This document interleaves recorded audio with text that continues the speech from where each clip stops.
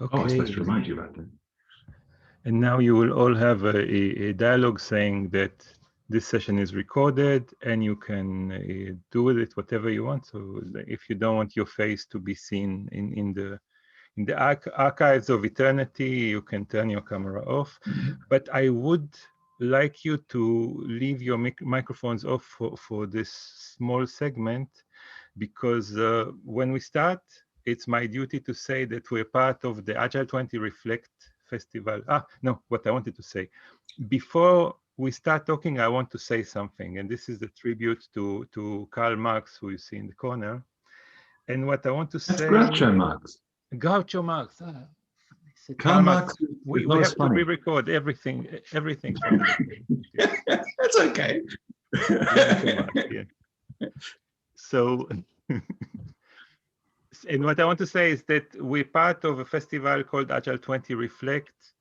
And I would love to dedicate this session to Scott, who I had the chance to accompany from the beginning of this idea until it became this monstrous thing with a will of its own and lots of organization.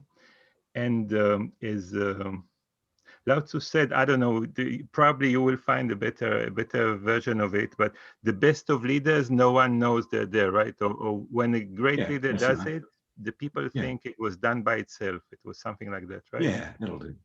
So now I would love you to turn on your microphones and just give a big hand for Scott, okay?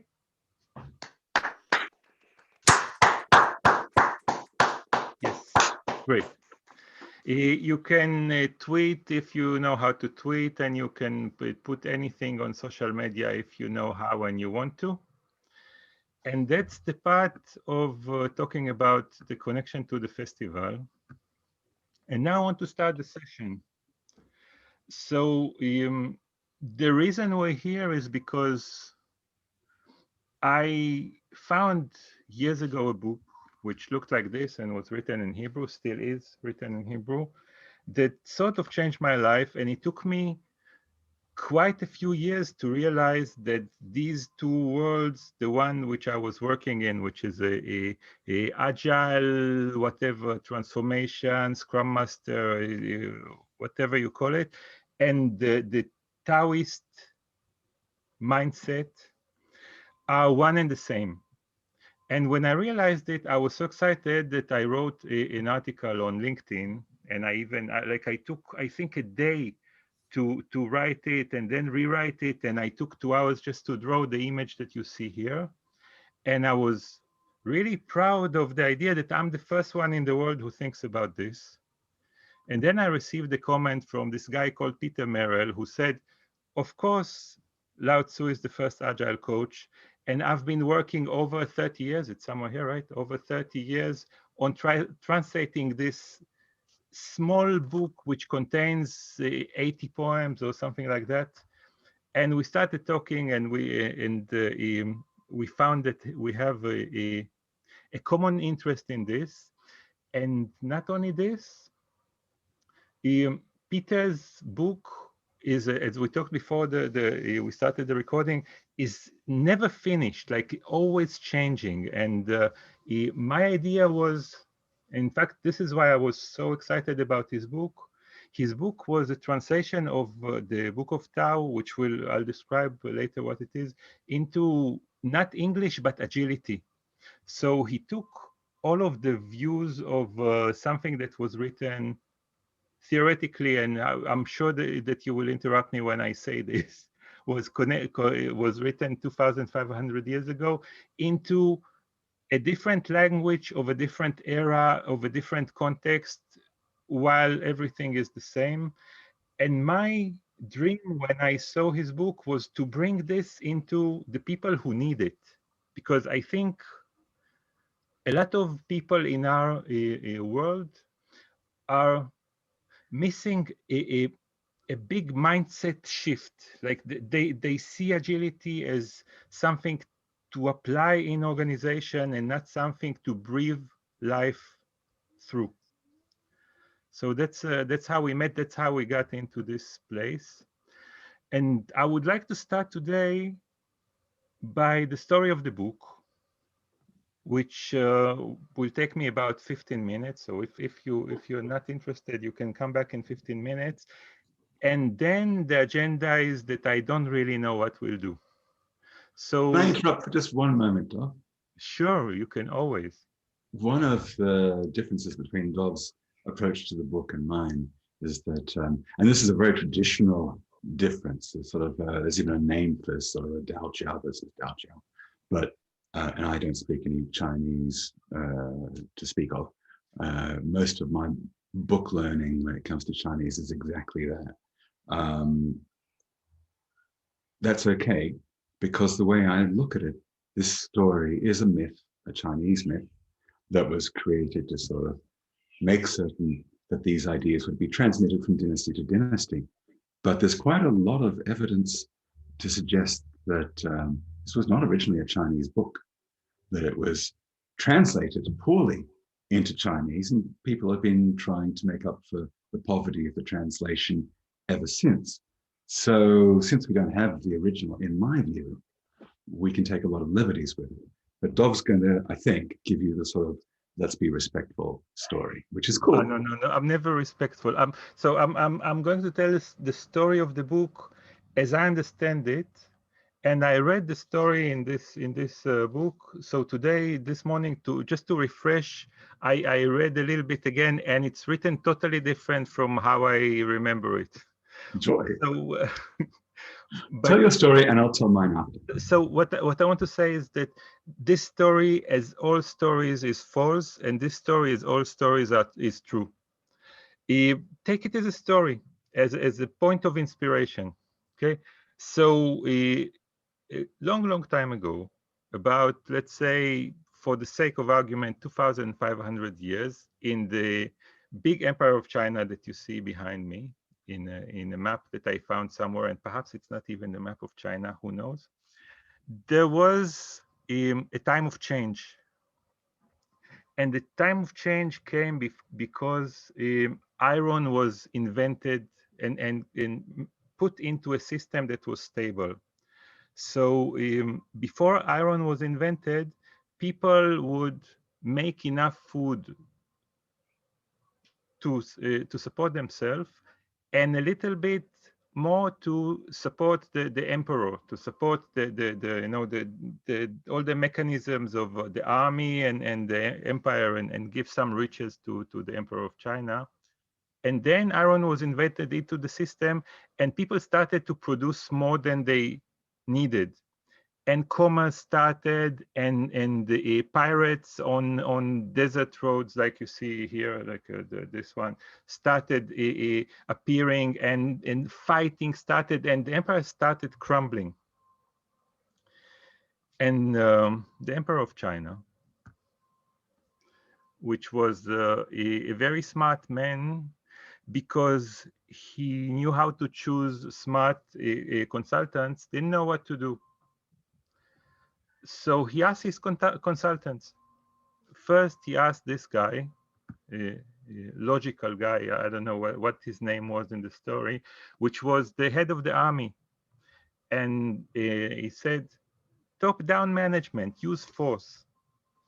So what you should do is recruit an army and control any rebellion, any crumbling, control the people strongly, and you will succeed.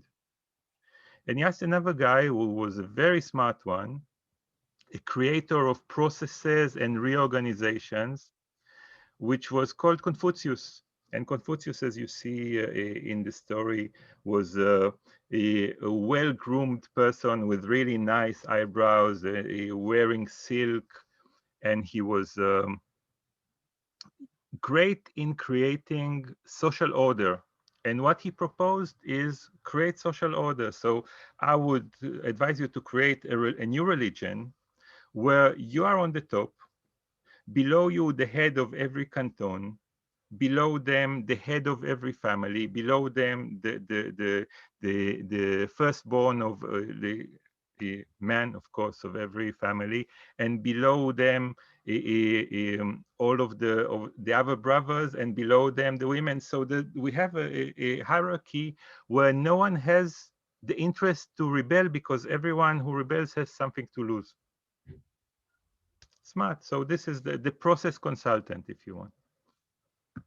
And yet another guy who is one of the heroes of our story, and his name was Lao Tzu. What's the meaning of Lao Tzu? Like, what do you know, Peter? Oh, it's basically either the old philosopher or the old philosophy, which is to say there was no one named Lao Tzu. Don't ruin the story. Don't ruin the story. I'm not ruining the story. I'm improving the story. Okay. So this Lao Tzu guy, he was the head of the national library, or like he was a strange fellow. Like, he would go barefoot into the forest. People would say that he would talk to animals. And he basically, I think, didn't give a fuck. And the emperor loved him. So he asked him, what would you advise me to do? And Lao Tzu said, what I understand as shit happens. Like, the best advice I can give you is don't try to mess forcefully with how processes are going. Just let things be. And it's a great advice. Only if you're the head of a huge corporation called the Empire of China, and you're about to think what will be the change process, doing nothing is something that's really hard to do. So as much as he appreciated him, he took the advice of Confucius, he took the advice of the army, he mixed between the two, the empire crumbled. Perhaps it would crumble anyway, who knows? And this guy, Lao Tzu, who was already old, as you see in the picture, he was a bit pissed off, I guess. And he said, as I'm already old, and as you don't really need me, probably, I would love you to give me as a gift my life. So let me take my favorite ox and go on a one-way trip to the Himalaya. And the emperor loved him very much, gave him this gift. Only once he parted, the emperor said, in fact, I lost a huge repository of knowledge, of know-how that I don't know how to recover. So we asked all the people that are like all the guards that keep all the roads to the way on the way to the Himalaya. If there's a man who looks a little bit messy and crazy riding on an ox, stop him and don't let him pass before he documents all of his knowledge. And that's what happened. So on the way to the Himalaya, there was someone who stopped him, and every day he would write a poem. Every night they would sip some tea, and when the poem was finished, he handed him a bunch of not paper. It was a bamboo slates, I guess, and went off on his way, and he was never seen again. And this is what we call today the Tao Te Ching, the Book of Tao. And the book contains a set of poems. And some of the poems, when I read them, have a lot of criticism toward the emperor. Like one thing that I remember, sorry if it's not in the version of your translation, says the firstborn of the emperor is worth as much as the smallest tree on the loneliest, the smallest leaf on the furthest tree. I know where it fits, but it's not in mine. No? No, because there's a different frame for rendering that.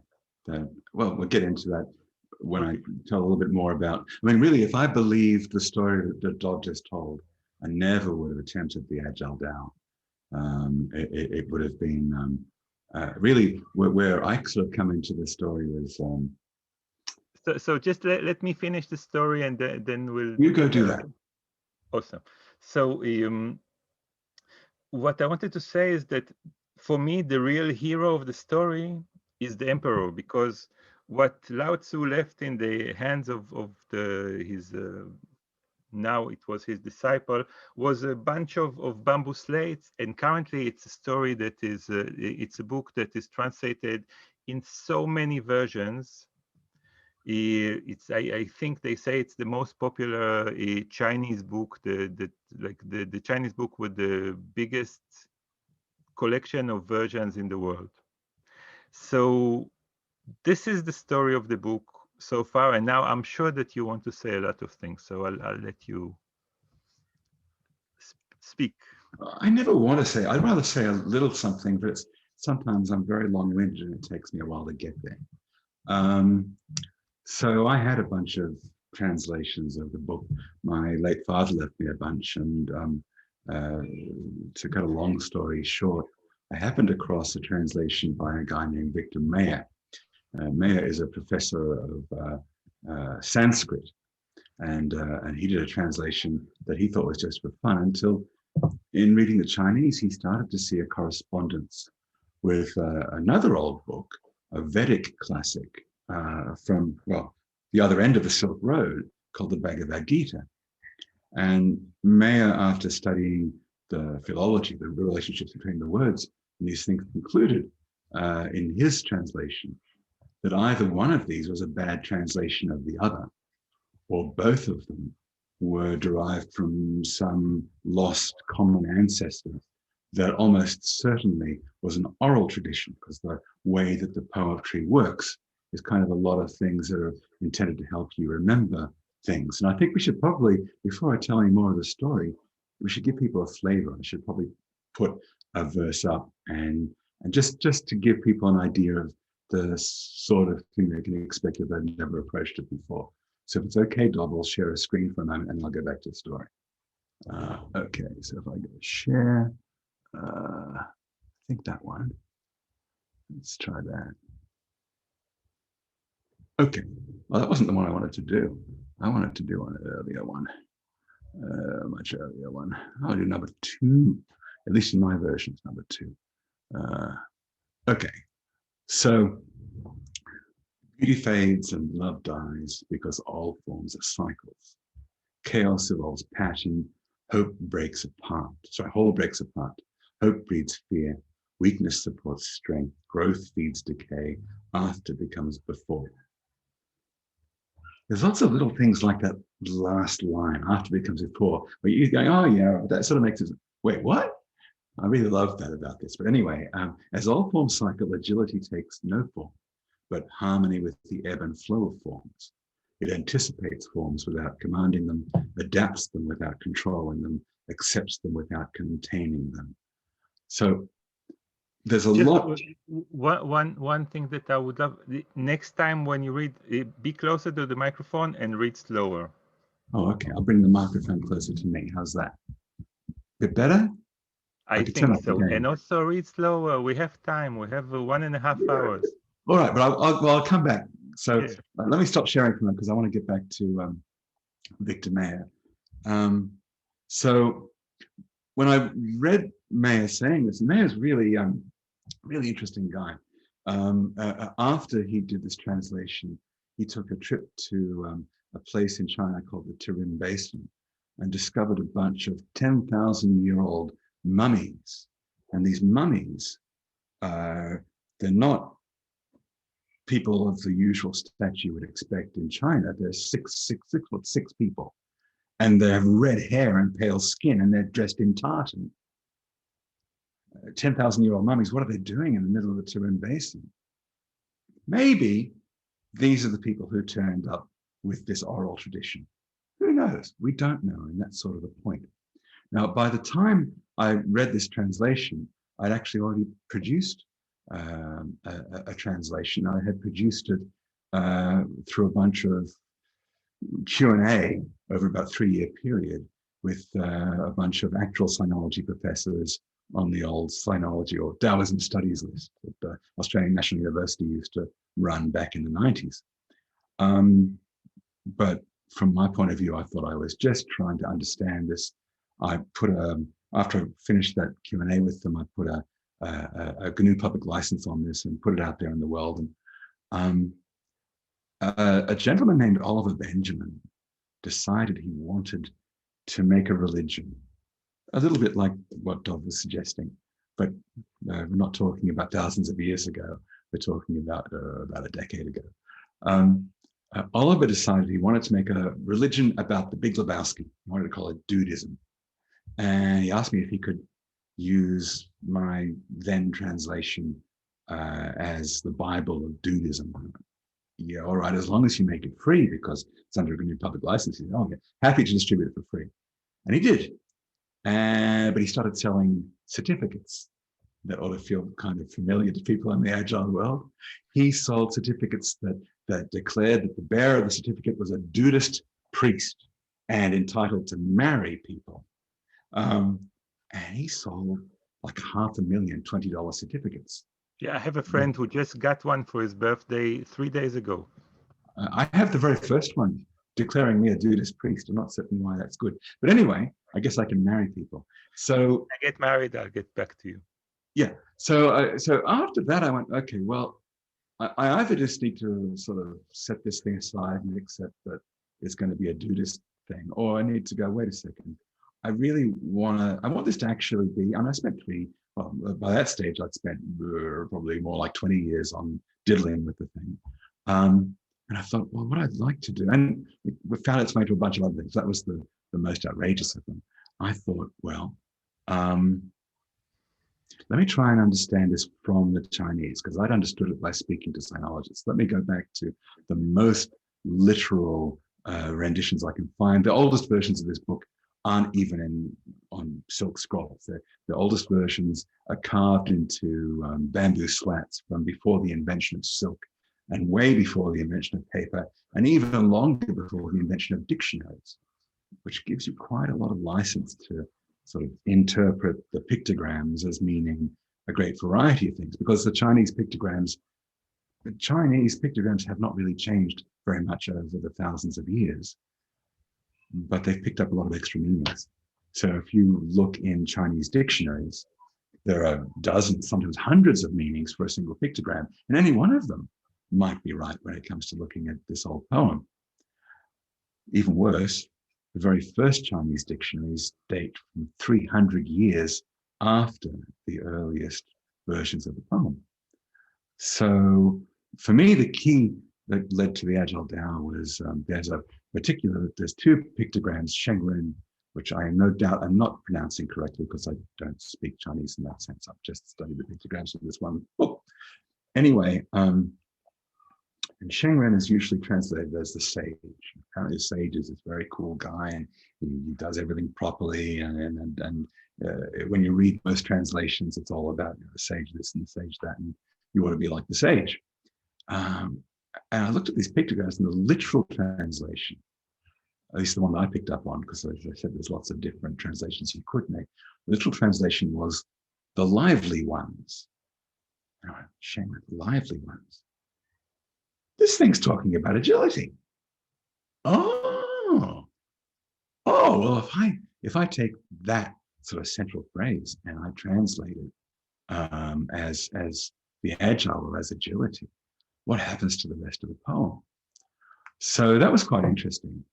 And then I started to realize, thinking about that Victor Mayer thing, that the real problem with this book and all of the translations up to me, at least from my point of view, is it's very much like a jigsaw puzzle where every piece can have multiple different patterns, where people have been diligently polishing each of these individual pieces over many, many thousands of years, but no one's actually tried to refactor the thing into a whole and make a whole end-to-end thing out of it. No one's tried to put the puzzle together. And I thought, well, if I try to make this about agility, then maybe I have a basis for doing that. And if this is from something that turned up as the Bhagavad Gita, which is a completely different book to the Lao Tzu. If you read the two side by side, you'll go, what? This is not the same. It's only when you get down to a philological level they're the same. I thought, well, then the first time I tried to translate this, I was too respectful. Let me be really disrespectful and try to put the puzzle together. So the Agile Tao is basically a work of refactoring. And the cycle that I usually go through is I try to find how to plug bits together until I got something that I think is relatively pleasing. And then in that context, I then go back to the Chinese and go, okay, well, given that context, where have I got it horribly wrong? Because it's always easy to get it horribly wrong, to read things into this that aren't there. Having been at this for 30 years, what I have is mostly up to date, but there are still bits and bobs where I go, I haven't actually revisited that part since 30 years ago. And it's very, I use the phrase Orientalist, which is to say it's all about valleys, spirits, and various kinds of mystical energies. And that's not the context I'm interested in at all. I should also say that there are two popular contexts in China for understanding Lao Tzu. And one is a religious context, which is very respectful and puts it into sort of this Lao Tzu as a deity kind of a thing, attending the great celestial court. And then there's the philosophical version where they will go, well, wait a second, let's look at this in terms of its ideas. These are useful ideas. That's the whole point from our point of view. So that first chapter, or so the second chapter, the one that I just gave a read through, that the last part of that starts to get at things where you go, oh, yeah, okay, that goes to mindset. But there's more concrete, practical stuff here that we can make use of. Go ahead, Tom. Yeah, so where I want this conversation to go is, let's even take this poem as an example. Can you put it on the screen? And Yeah. the question that I always ask you in the podcasts is the same question. If someone today connects to what the poem is trying to say, what will it change in their, I hate this phrase, but I'll use it, the transformation journey? Like, how will they see their path differently? What will they do differently on a practical level? That's a really good question. We have a common friend, Dan Mezek, and in the business agility conversations on that forum on Facebook, Dan's been asking whether people trying to force agile into an organization produces lasting agility. And I guess I would say that the first part of this poem is kind of refuting the idea of lasting agility, that we live in a world where there's sort of the rising hodge and the rising podge.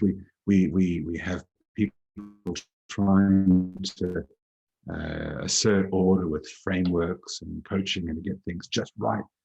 And then we have the way that people actually work together, which often has nothing to do with whatever magical thinking is going on around frameworks. And these two are never going to go away. So the idea of lasting agility, that we'll get to some perfect enlightened state, that's probably a bit silly. As agilists, the idea in the third part of this, as all forms cycle, agility takes no form but harmony with the ebb and flow of forms. We're trying to do some good. And if we can improve business throughput, well, that's great. That's what we're hired to do. Lasting agility? I don't give a damn about lasting agility. I give a damn about trying to give people good ways of working together for the purpose of increasing business throughput. And that's not a lasting thing. That's a constant challenge. How's that, Dov? I'll unmute myself. I think it answers, but like anything else, what do you mean when you say, for example, hope breeds fear and weakness supports strength? Why do I care as an agile coach? You want to go through line by line from the point of view of an agile coach? Not really line by line, but I would like to pick the things that are less obvious. Okay. Well, in many ways, hope and fear are flip sides of the same coin. So when someone hopes that their organization is going to become better in some particular way. It's because it sucks in some particular way. They're afraid that it's going to get worse. Often when people start to say, well, we're going to have an agile transformation, it's going to make everything fantastic, a bunch of people start going, oh crap. Oh, they're going to bring in those lean agile guys and I'm going to lose my job. I better start shutting up and doing what they say, which is to say, now I've got two jobs. I got to do the job that they're telling me to do. And because I'm afraid of losing my other job, which is the job that I actually do, which has nothing to do with what these guys are saying. And I'm going to keep doing that my old way. And when those guys are out of here, we'll go back to that. So that kind of fear-oriented behavior as coaches, we see all the time. What else? You ask me, John. Good demo. I'm not asking anything. What I would love to ask is the people who participate, what does it echo in you?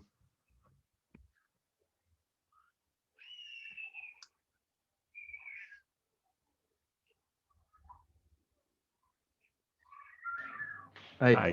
Peter. I think the echo that I get from it is we're definitely not in control. You just need to let things go sometimes. And yeah, it's just, well, first of all, recognizing what we don't control, which is most things. And then maybe recognizing the things that we can control, which is so little. I like the way you put that. It also goes to Dov's sort of nutshell version of shit happens. But at the same time, this is giving a strategy for dealing with that kind of shit. That we don't have an ability to control things, but we do have an ability to foster harmonious relations in the organization. And there's a lot in the book that's around how you really want harmony to surround you like a fortress. That's actually how you're able to be effective in trying to improve the way the organization works. So then the question is quite different. It's not so much about are we able to get our ideal vision of what agility is to happen? And it's more around how do we build the human relations in the organization that are going to generate that by themselves when we're long gone. I think perhaps we're missing a word about the structure of the book. So we see here that it's from part one, flow, and you have three parts. So can you say a little bit something about the division into three mindset, parts, intentions? Okay. So the traditional version of the traditional translation, okay. The Chinese traditional translation, the one that you get if you go into a bookstore and buy an English translation of, or a Western translation of Lao Tzu, or if you buy a Chinese version of the book, you'll see 81 chapters in two parts. Well, the reason for 81 chapters is because somewhere along the way, some numerologists got a hold of the thing and they reordered it all to fit their numerological ideas, which of course has nothing to do with anything that's particularly relevant to any of us. And they just basically chopped it up and jumbled it. Also, when it was scrolled on, carved into bamboo slats, tied together with string, well, the string rots and the bamboo slats get all jumbled up and so on. So the two parts of the book and the division into 81 chapters is completely arbitrary, happened long after the poem itself was written down. And the poem has almost no punctuation or poems. And we don't really know whether this isn't a bunch of things from a bunch of different sources. So, for example, the very oldest version we have of this, the Guodian version, again, I'm not pronouncing it correctly because I don't speak Chinese in that sense, that's like less than half of the modern poem. Modern, I mean, 2,500-year-old poem is there. So where did the rest come from? Maybe it was someone going, yeah, this is a bit like the Bhagavad Gita, we'll slap them together, or maybe something completely different happened. Or maybe there were tomb robbers and it's just that half of that poem was literally stolen by someone else. We don't know. Point is, when we approach this thing, the way I'm approaching it is, let's look at where there are clear subject matter flows between parts and try to plug it back together that way. And I'm being enormously presumptuous in saying that, and that's okay, because I'm not even certain that there ever was an original version of this poem with any structure in it whatsoever. I think that maybe a lot of the meaning has evolved as it's gone from person to person, translator to translator, period to period. The language behind it has evolved. In the West, we have some basis for saying that we can relate directly to this poem, thanks to a fellow named Leibniz. Anyway, Leibniz about 300 years ago got some of the very earliest Catholic translations of the Tao Te Ching and the I Ching and so on. He wrote a book called the Monadology, which, as far as I can see, is his attempt to translate the Tao Te Ching Lao Tzu into his context. Now, Leibniz also came up with a binary number system and the first digital computers. Well, they were clockwork, nevertheless. And so, since a lot of where Agile comes from has to do with software, it's fair to think that there is a thread of interpretation, of understanding how we work together that was influenced by this particular exposure of this particular guy. Leibniz was an astonishing polymath in the time of Newton. Sorry, go ahead, Dov. Yeah, but what interests me more is what interests me more than the history of it is what distinguishes the three parts. Like the middle one is about agility.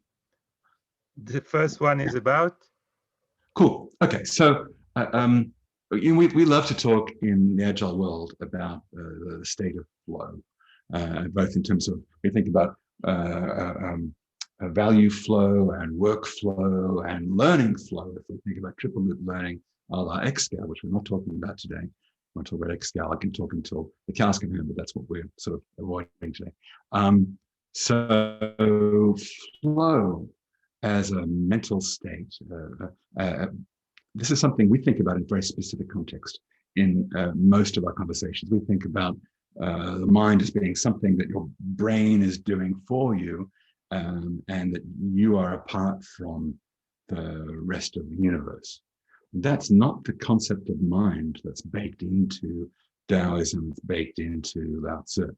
The first part, the very first chapter, is really around mind as a continuous surface upon which we are waves or ripples. As individuals, we are all connected. And the connection has to do with our sharing thoughts in the way that we are doing right now. A lot of the thoughts that we have in our heads are just copies of things that we've heard. Maybe they have been massaged a bit. There might be reflections and refractions of other waves on that surface. But that idea of mind as a continuum, that's a really interesting thing from an Agile perspective to take on. So flow then is kind of a way of, that section is exploring that way of understanding this social way of being from a very rudimentary philosophical basis. The second part, agility.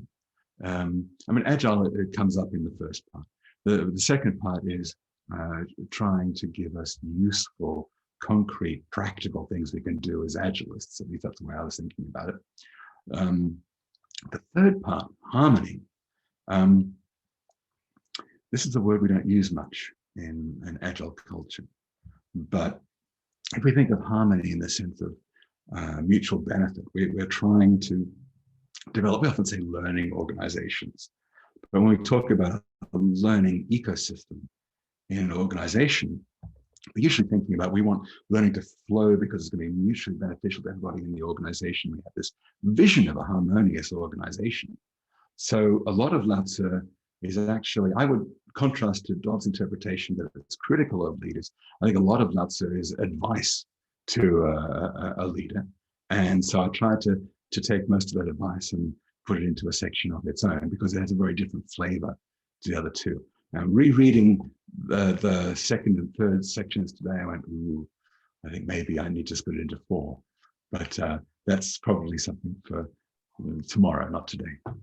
And this is something fascinating, because I think the attempt to take a book which is, a canonical book, and apply the XP patterns of refactoring, and to cut and to paste and to eliminate from here and to rename variables.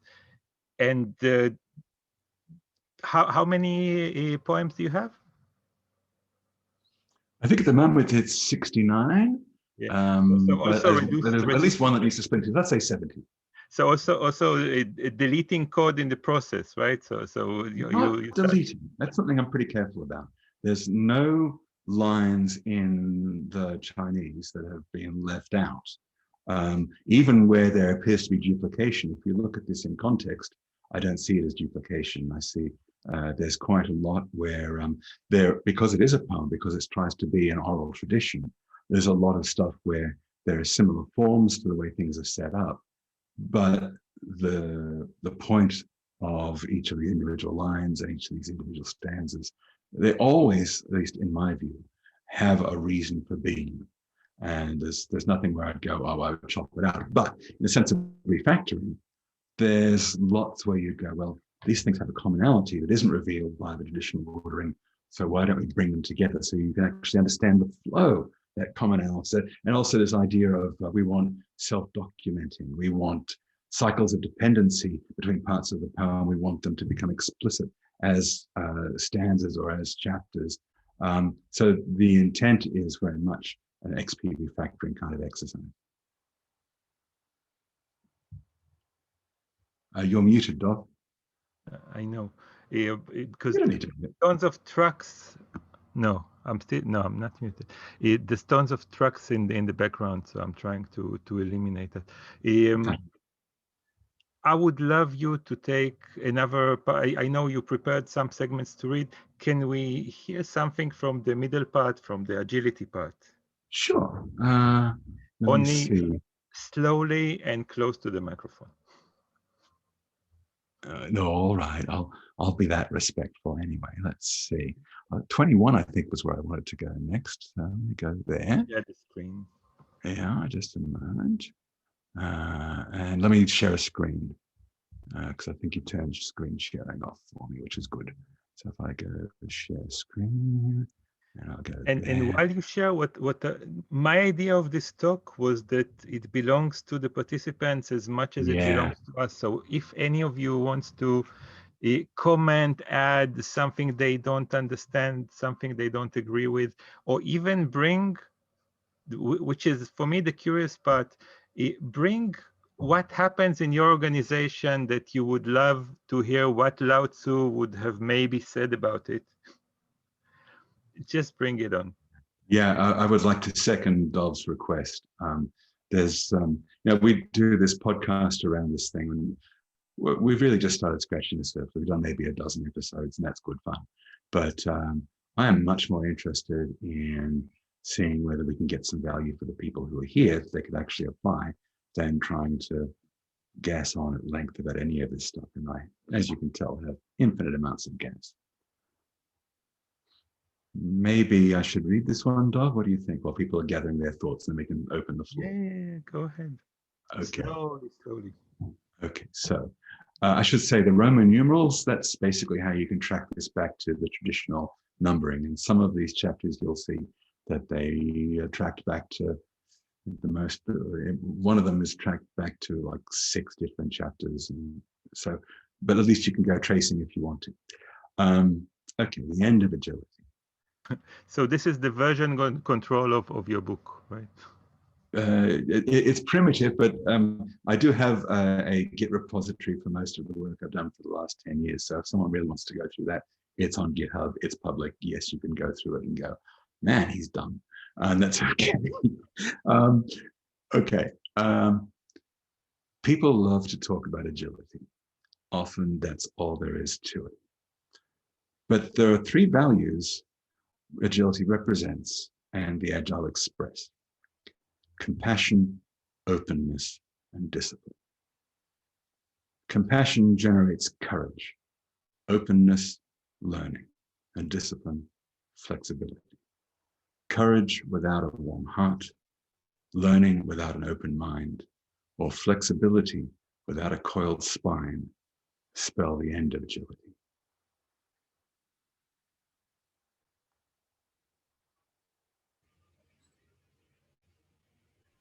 And I love the silence after the reading.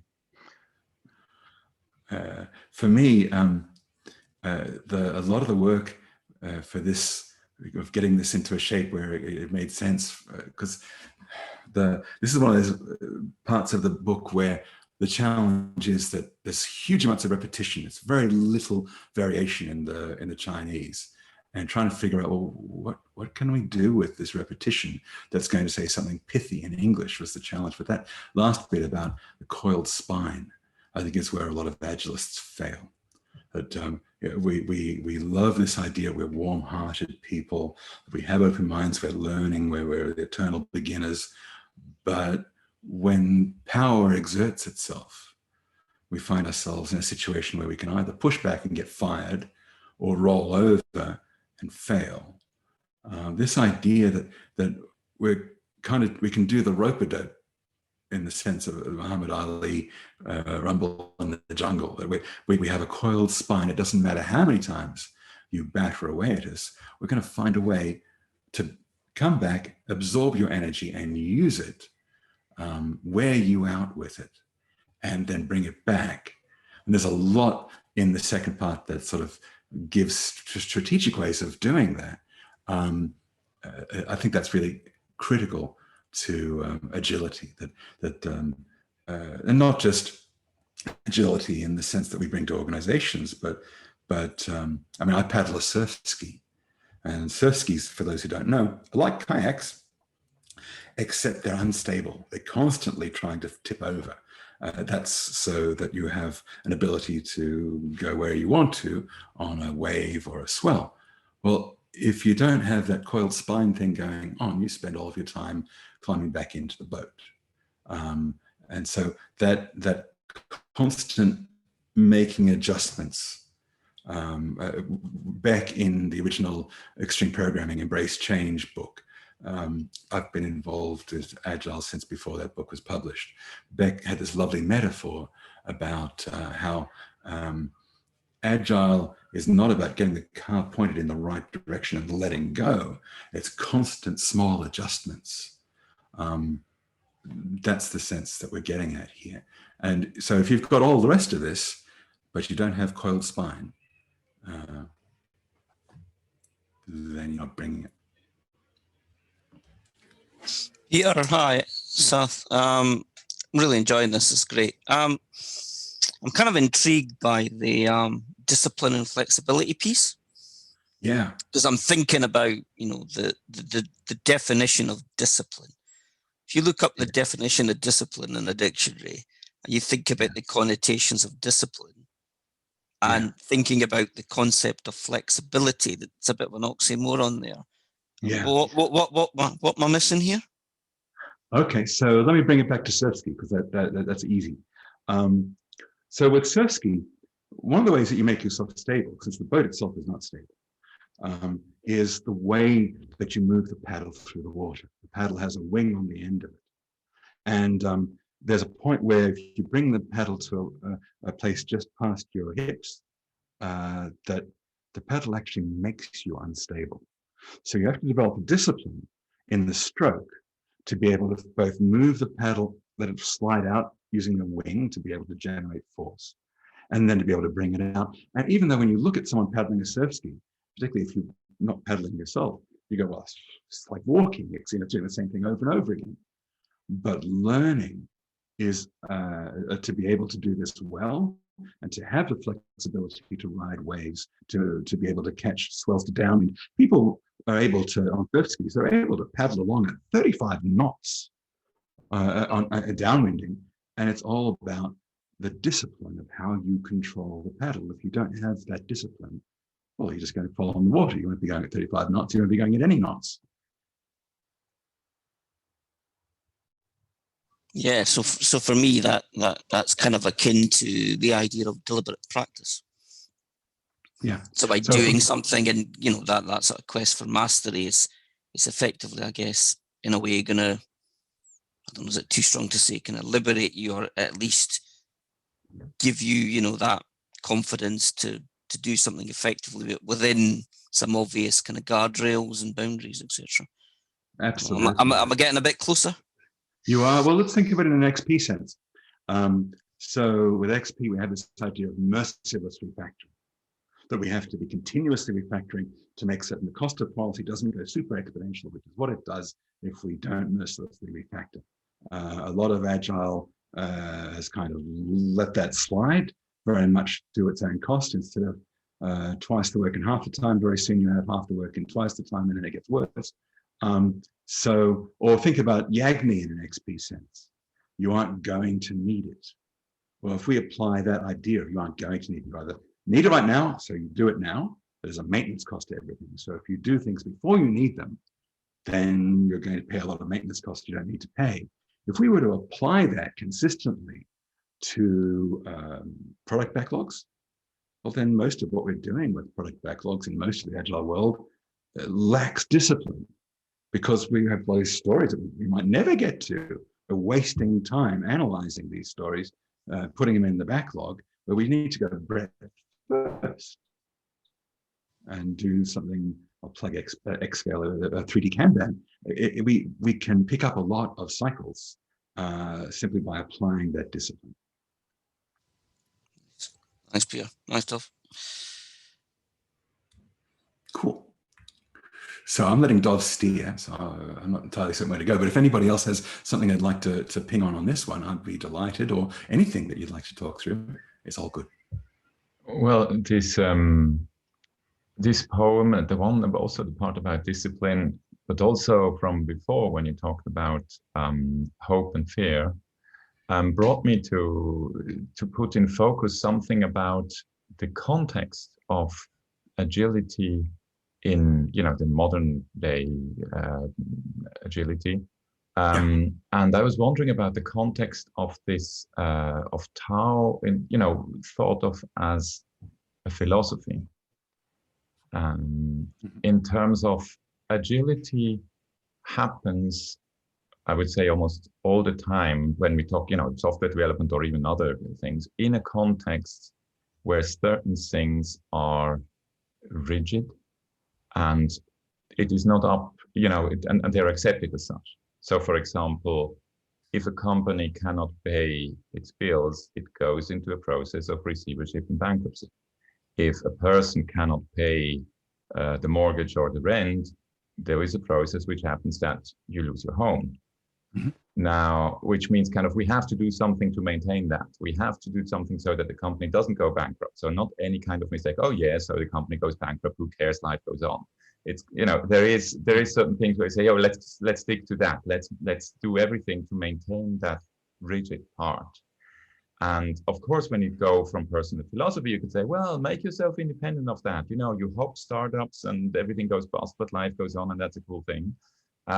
Or you know, if you don't have a home, then you are more flexible. And there are people who search that way of life, make themselves not vulnerable by not owning a lot. And I was wondering how, you know, how you maneuver, or also how these books and maybe other poems position themselves in this thing, that there is one way of, you know, maybe also in the larger aspect of various forms of Buddhism and so on, kind of how can I make if I don't expect anything, then I'm not vulnerable. This kind of thing. If I'm just, as people usually say, Zen, kind of, yeah, things happen, that's the way, let's go on.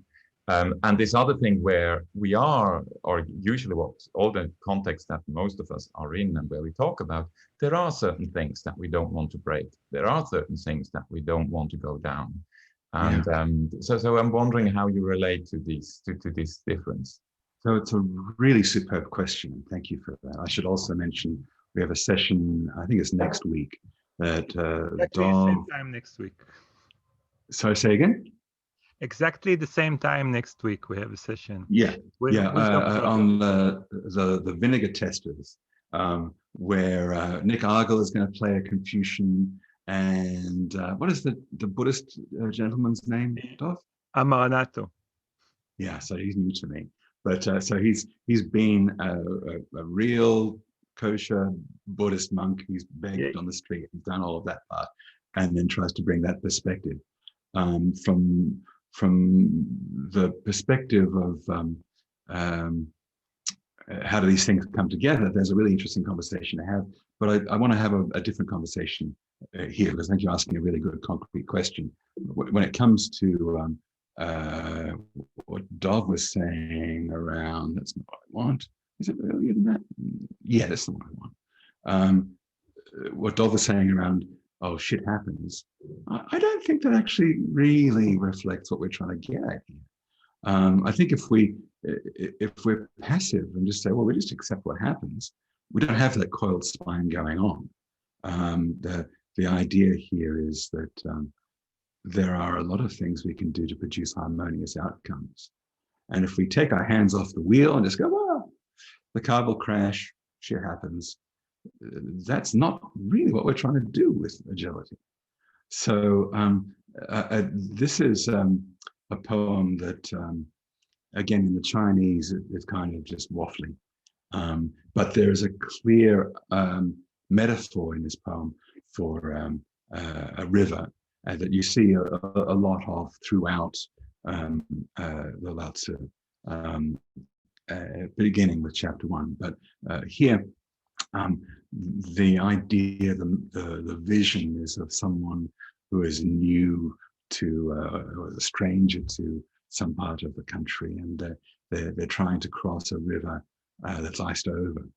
And I think it goes metaphorically to what you're saying, but I want to bring it to something more practical in just a moment. So if it's okay, I'll give this one a read through, and then we can talk about it. And I think Dov used this for some of the marketing for this session, so I don't mind, even though it wasn't what I wanted to go to. That's okay. Agility is practical, not mystical, a way of working, not a state of grace. And so we're immediately stepping away from, well, you know, we just need to be enlightened and accept everything that happens. Listening as if crossing thin ice. If you're crossing thin ice, you're listening awfully carefully. Beck, in the original XP book, which I'm not certain I'm harking back to so much now, but that's okay, said that there's listening, testing, coding, and refactoring. That's all there is to software. And anyone who tells you different is selling something. Listening was one of his 4 fundamentals, and I think it's baked into Coburn's Heart of Agile as well, and so on. So listening as if crossing thin ice, testing as if surrounded by danger. This is a testing perspective that we often see. We see testers think in terms of, well, does it do what the spec says it should do? Or if you think unhappy paths, is it doing things that the business doesn't expect it to do? But if we think, well, actually, in business terms, we are surrounded by danger. Quite apart from the competition, there are lots and lots of ways that we can simply lose business throughput. However we define that, and we can go down a gold rat path there, but for now, let's keep it simple. Those are things that lead to bankruptcy. We are surrounded by danger. And if we test from that perspective, we're going to have a very different set of tests. Learning as in a strange land.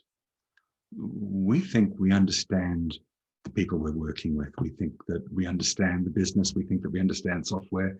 If we're working at software context, we think that we understand government, working at government context. If we're working with business agility as a target, we think we understand that. But the people around us have a very different set of intents, and often they will hook those things up to the same language we're using. So learning as in a strange land, learning, I think, in the sense of flows of learning, means we have to think about, well, what are the channels those flows flow through? And that's very different to the idea of, well, we want our team to learn, or there's individuals who want to learn. Simplifying as thawing snow. Well, as snow thaws, it becomes water. And water certainly seems to have a lot less structure than snow, and we could go to a Kneffen and think in those terms. But this idea of simplifying as thawing snow goes to refactoring as well. Maybe refactoring, not just in the sense of refactoring code, refactoring the structure of the business, refactoring the markets, or the way the business deals with its markets. Maybe thinking in terms of the market as an ecosystem, a network of mutual benefit. And that brings us to integrating as the deep woods. That we have this idea that somewhere, if we wander into the forest, somewhere we're going to reach some parts of the forest that have never been visited by humans or an awfully long time ago, where we're experiencing nature. When we head off for a holiday, we often want to get to that sort of wabi-sabi place where we can have that beautiful, forlorn, lonely experience of raw nature, the magic bus from Into the Wild. That might be something we're actually bringing with us when we visit nature. But this idea that there is a deep harmony in the way that long evolving systems have achieved a way of being. I think that's where this is going. And the idea of integrating also goes to refactoring. Leading as the river valley. Well, how does a valley lead anything? The shape of the valley leads the flow of the river. The river will only flow through that shape. So servant leadership is baked in here. If we can establish servant leadership or leadership as a service in the culture we're working with, well, that's a game changer. We have, in a session I'm running next week on the Camelot model, some practice patterns for leadership as a service, which we derive from Apple and from the Haudenosaunee Confederacy and permaculture, a couple of other places. And we'll talk about that next week if you come along to the Camelot model session. So then innovating as the spring silt. Well, silt is awfully fertile stuff. It's the fresh mud that's basically sat and rotted underneath the river ice for a long time, and now it's perfect for things to grow. We think of innovation as something that happens in a lab. But if we think this way, then we start to go, well, where is this spring silt in our organization? Is it a matter of, well, we've got some bright young things, we want them to be plugged together? Or is it that we've got some exciting new ideas, but they're not getting properly promoted in the organization? If we have that idea of the, I'm trying to remember the man's name, the 3 business planning horizons. Somebody will think of it and hopefully give us the name. But it kind of also goes to Beck's 3X idea. We have stuff that is coming out of R&D labs. We have stuff that's currently in production that's generating the business throughput that the business relies on. And in between, we've got some process for getting from one to the other that's usually very poorly defined or very poorly embodied. That's this idea of innovating as the spring silt. So imagine the ice solid or the stream clear. Stop to plan your way ahead. Ignore what moves underfoot. You fall and disappear. Disappear in the sense of maybe you're still there, but the business is going bankrupt. Maybe disappear in the sense of you pushed too hard and you fell through the ice of the organization and you're out. That's happened to most of us as coaches. So this idea of imagining the ice solid, this is a fiction. The ice is not solid. Imagine the stream was clear. The stream is not clear. If the stream was clear, then we wouldn't have a job. The stream is obscured by the ice. Stop to plan your way ahead. You can't do that on thin ice. And as agilists, we are often on thin ice. So ignore what moves underfoot. You're basically sacrificing your ability to get across or to continue getting across the ice, because it's not like the thin ice stops. You're sacrificing that ability for some momentary certainty. This is a very common circumstance for our clients and for us where, well, we think we've got this thing wired. Usually that's when something slaps us in the face and we get a big surprise. So that idea of listening as if crossing thin ice, testing, learning, this is the discipline we have to bring to this. And it's not a discipline that's going to get us to the other side of the river. It's just going to keep us from falling through. I hope that was a good enough answer. Yeah, and I want to answer to Bernard as well in a shorter phrase. There is another alternative to keeping something or breaking it, which is nudging it. And I think nothing is really solid. As a kid, I remember how amazed I was when I found out that rocks are liquid. That when you see rocks and they look the same, but in fact you see that they're slowly dripping. You can't see that. Everything is changing all the time. So the alternative to keeping it as it is because you don't want to mess with it, or breaking it, is just to nudge it a little bit to see where it can stand better. What other posture that is close to this one but a little bit different can it take? And this duality of either you break it or you keep it is often deceiving, because I think in agile transformation, the transformation happens in the space between a duality, a dichotomy, if you want. Yeah, I love the way you put that. We build a world out of dualities and distinctions, and what's actually going on is between them, is outside of the frame of them. I think it's also interesting because it points out maybe to something which sometimes is a bit of a blind spot maybe in Agile, that there is a desire for security and certainty. So I work a lot at the interface between, Agile software developers and usually people who are not in software and somewhere else. And then you have these guys say, hey, don't be so rigid, let's be more open and all these kind of things. But when then management comes and said, hey, we have a new ownership, a new strategy, we are totally reorganizing, everybody can sign up for their jobs, but nobody is certain to get them. They say, what? I haven't signed up for that. What are you doing?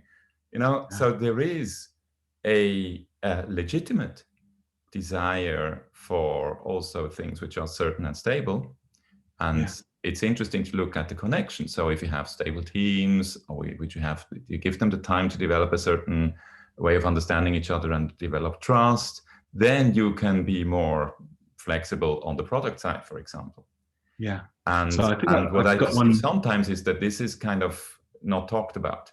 And I like this, especially the last poem that you've shown, because it invites to do exactly that. Let's talk about both sides. Okay, so I want to give everybody a chance to duck in. I hope that other people will as well. But I'm really delighted to continue on. Jeremy put a comment that I'm curious about. Go ahead.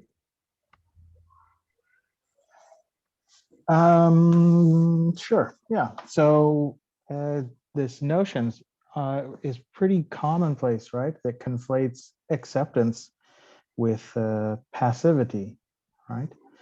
That fuses this idea of accepting, then I just let the world wash over me.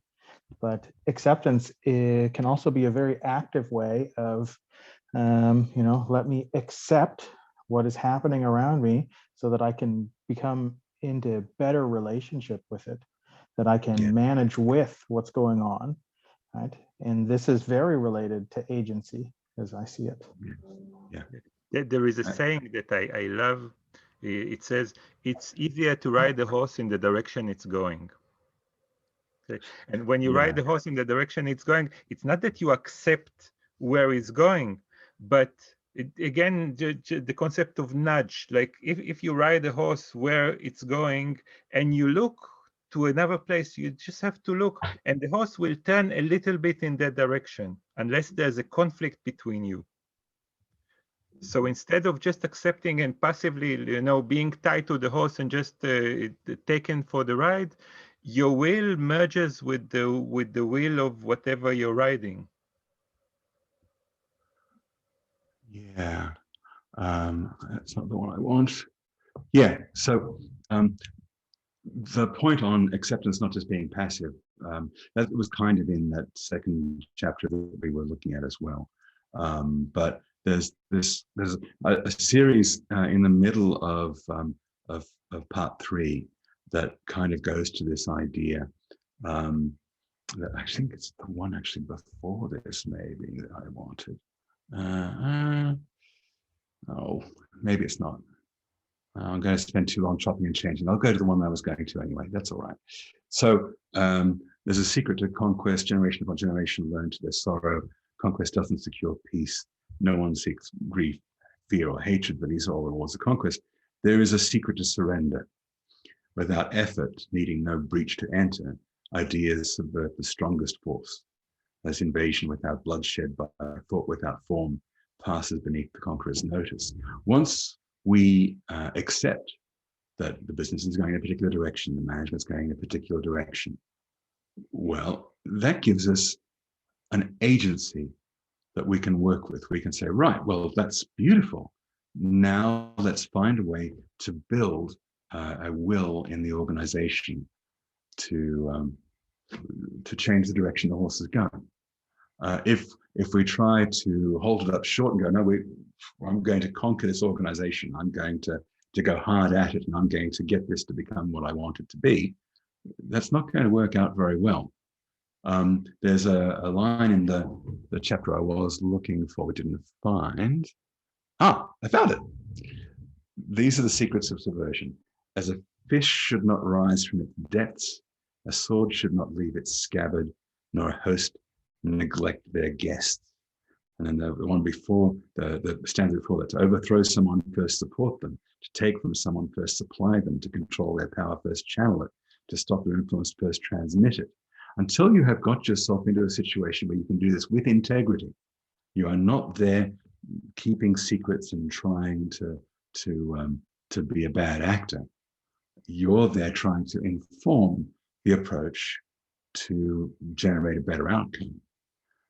So if we look at it that way, if you've been hired into an organization and the reason you're there is to get that good outcome, and you're facing a bunch of people who are going in a direction you know is not going to lead to that outcome, then you have to start by building sufficient trust networks in the organization to be able to start to demonstrate that outcome.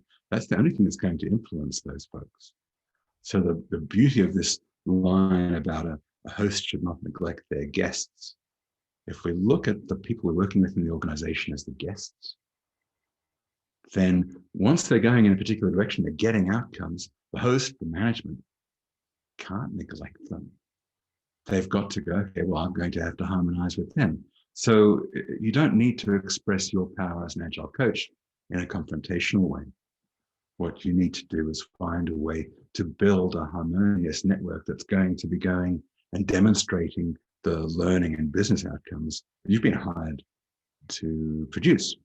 One of the things that we do in Excel stuff is we have this thing we call a pull transformation. It's all about, we want to completely avoid confronting the old guard of the organization. We want to build the kernel of a new organization that actually has the qualities we've been hired to produce, and then grow it. And that's kind of going in this direction with integrity.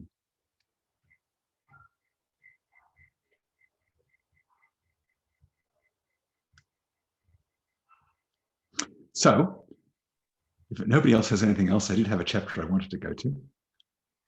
Go Dov, ahead. is it all right? I just remind us that we have about 15 minutes to go. So Okay. while you look for the chapter, I'd love people to share what does this session as a whole echoes in them. Does it connect you to a vision that agility is less about doing this method or that method, and more on examining mindsets that even words have a hard time connecting to? Or what does it present? I still want to add. So I'm very new in all this stuff because I'm joining the conversation because I just got to know Dov, and actually I'm also very new to agility. So I love it how you guys combine the history-proven wisdom with agility techniques. But I do feel that I still miss like a bit of a background just to understand actually what you guys are talking about. So I have a very, very basic question, and that's one: how do I get how to get more information about agility in general? And secondly, also you mentioned there are several books about Lao Tzu, and different translations. And which one would you recommend on reading? So I would recommend the one we're discussing, which is the one that Peter wrote, and you can get it in a site called LeanPub. Just look up the Agile Tao. And about learning more about agility, Ula, I really don't know. I'm so much in it that I don't know how to recommend the book. But if someone has recommendation, just put them in the chat. It's like asking a fish how to breathe water. So I guess I would have some recommendations on agility. Apart from starting with the manifesto, I mentioned it before, there's a book that Kent Beck wrote way back at the start of this, before the Agile Manifesto, called Extreme Programming, Embrace Change. And if you can get the first edition of that book, not the second edition, because unfortunately Beck has the same problem I do and can't resist tweaking some things. The first edition was really crystal.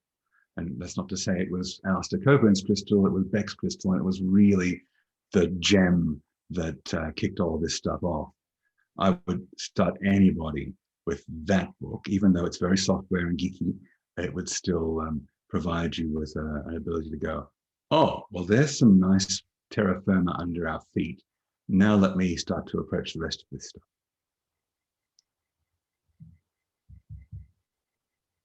Okay. So you got your homework, it's good. Yeah. So I should probably do one more thing though. If we're talking about basics, we've used this word Tao quite a lot, and we haven't given any definition for it. That's problematic. There's in the first chapter of this book, which I'm not going to go into now, because even though it's very short, it's something that's going to take several hours of our time to make any kind of a dent in. If you're curious, there's a chapter there's an episode in the podcast that talks about that. Yeah, but to give a nutshell, if we think that mind is a continuum, that our communications and our thoughts, that we can think of individual people as waves on this surface. Well, we don't have an ability to access anything without mind. We have to use mind to do this. And so that thing that's underneath the surface of the river, that's what we mean by Tao. And I guess we could try to translate it as life, not in the sense of my life or your life, but sort of the great continuum of life. But that's still living in that world of mind. The best way to get it is to go and learn a bit of Zen, which we're not going to do here. But you can probably sit there and try to figure out the sound of the one hand. If you go and read some Zen books, that might help get at it. But also in a basic way, it's a way, no? Well, what the heck does the way mean? A way is a path, is a process where you go. Yeah. So the very first line of the Lao Tzu, translated hyperliterally, is the Tao that can be Taoed isn't really the Tao. So if we try to say the way that can be weighed or maybe expressed or followed isn't really the way, then if we think of it as path, we've just lost it. So you start to see why I would prefer thinking losing about it is part of it, no? Well, we could say, if we translate as life, we could say the life you live isn't really sort of this great life. But the way I usually put it is that life is not the breath in your lungs. Nevertheless, that's just because that was the most convenient way of translating it. There's a lot more depth in it than that. And for now, let's not go down that path because we're trying to do the Agile Tao and not the Tao.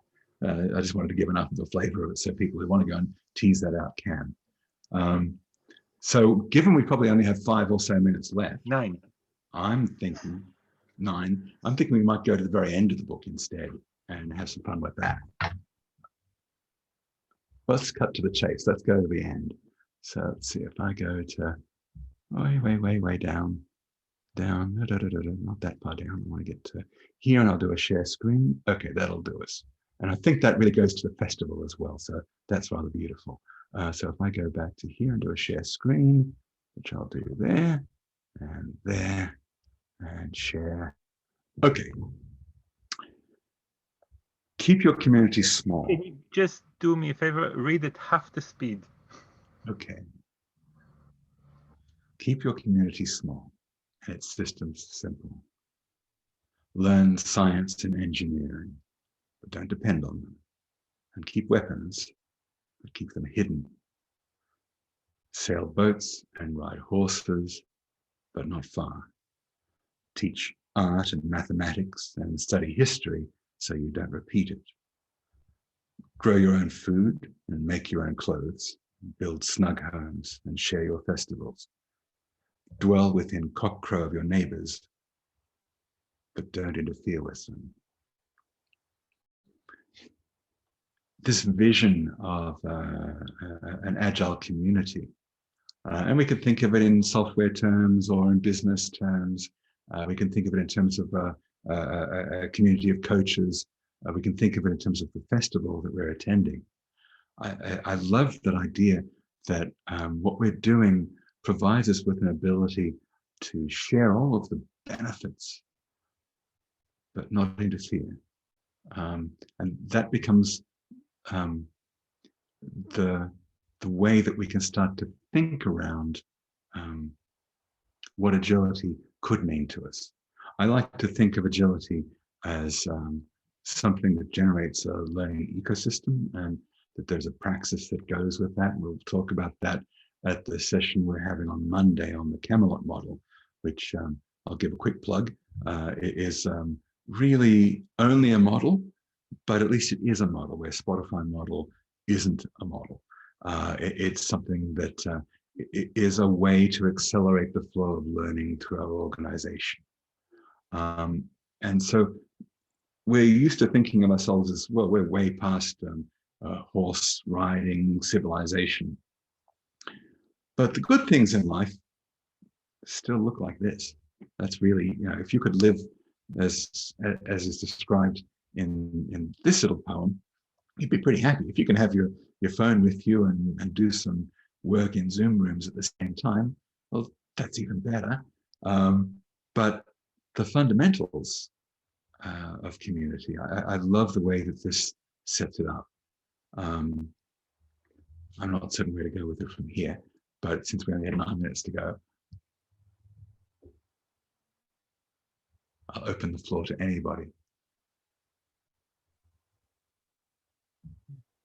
So anyone can cut me, but what I like about the poems, like this is a good example, but all of them are, is that it's an abstract set of images that I can project on my daily life. Like I can look through this lens at the organization, the structure that I'm working on today, and the problems that I have.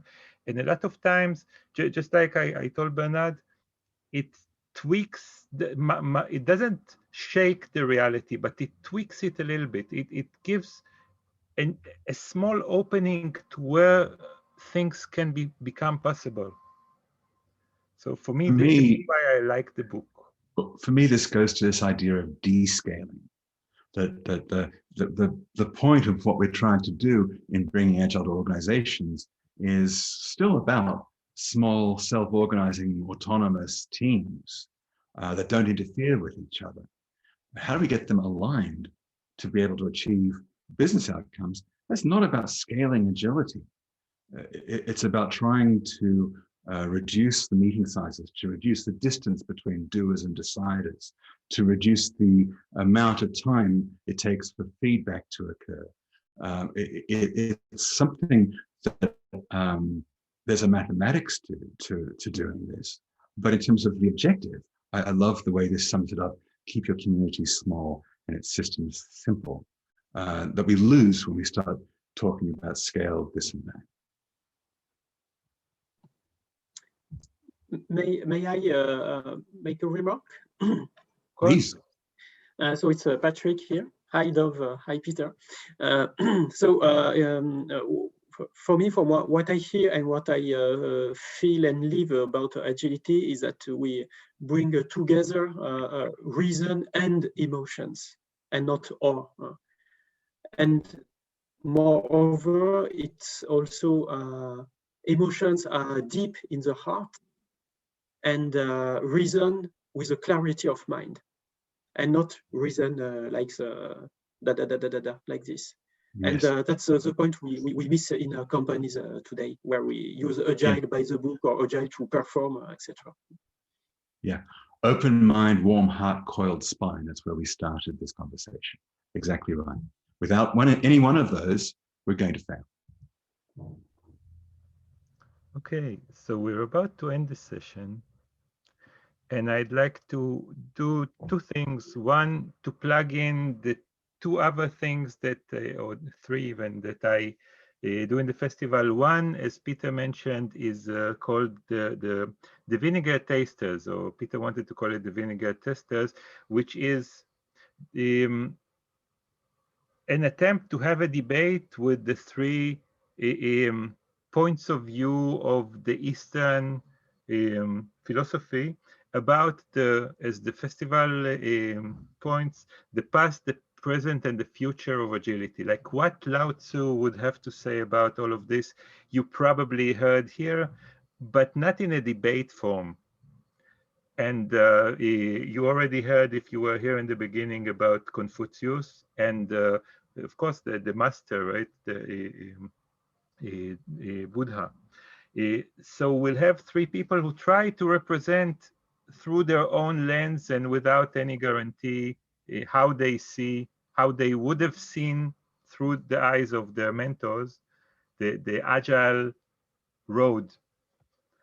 This is one session. The other session is a strange one. It's a silent retrospective. So there is no facilitator there. You will log in and you will have a path as a group of your own without any words and without any live facilitator. We'll see how it goes. And the third one perhaps is even stranger. Every day I have half an hour of eye contact. It's an experiment, and I guess that next week I'll change the platform to something else. So we'll see how it functions both ways. This is my plugin. Peter, do you have anything to plug in before I do the last exercise that I want to do today? So Monday we've got, it's Tuesday in Australia, but Monday for everywhere else, we've got the Camelot model, which is a very practically oriented session talking about how we can overcome the challenges of getting small teams in Zoom rooms because of COVID aligned to achieve the outcomes of large agile programs with a minimum of fuss. And that's leading into a series of online games we're running in March, the Games Without Thrones.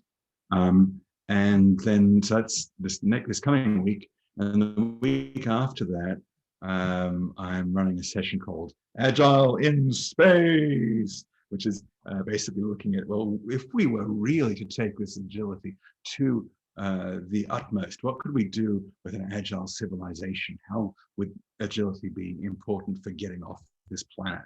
And so it's going to be a very visionary utopian kind of a session, and we'll be looking at alga culture and fusion and augmented reality and 3D printed everything and all kinds of exciting, weird things that you might not have heard about. And hopefully I'll be learning some things that I haven't heard about. So so that's going to be a fun one. Great. And the exercise I would love to end this with is, I would like you to open your microphones and say in one sentence, what are you left with when you're leaving the session?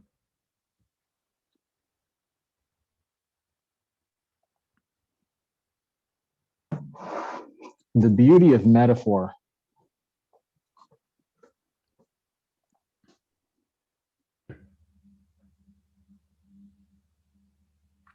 Peace and curiosity.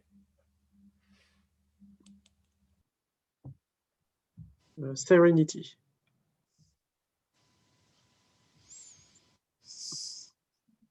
The harmony with the environment.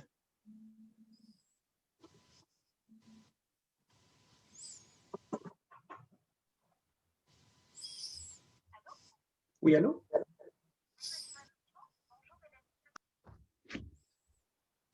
Phone call, I guess. Anyone else?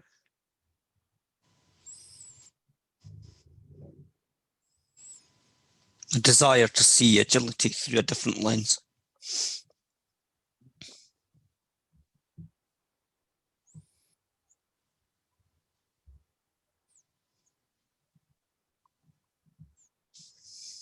Resonance for me.